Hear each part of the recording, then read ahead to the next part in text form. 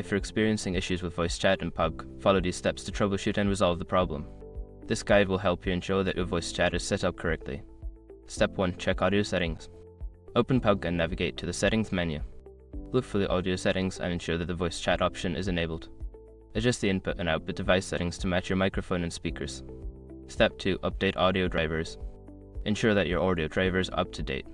Go to your device manager, find the audio section, and check for any available updates.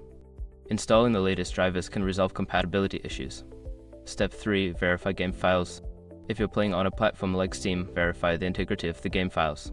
This process checks for any corrupted or missing files and replaces them, which can fix voice chat issues. Step 4. Check firewall and antivirus settings. Sometimes, your firewall or antivirus software may block the voice chat feature. Check the settings to ensure that PUBG is allowed to access the internet and that voice chat is not being blocked. Step 5. Restart the game and device. After making the necessary changes, restart PUBG and your device. This can help apply the changes and reset any temporary glitches that may be affecting the voice chat functionality. By following these steps, you should be able to resolve any issues with voice chat in PUBG. If problems persist, consider reaching out to the game support for further assistance.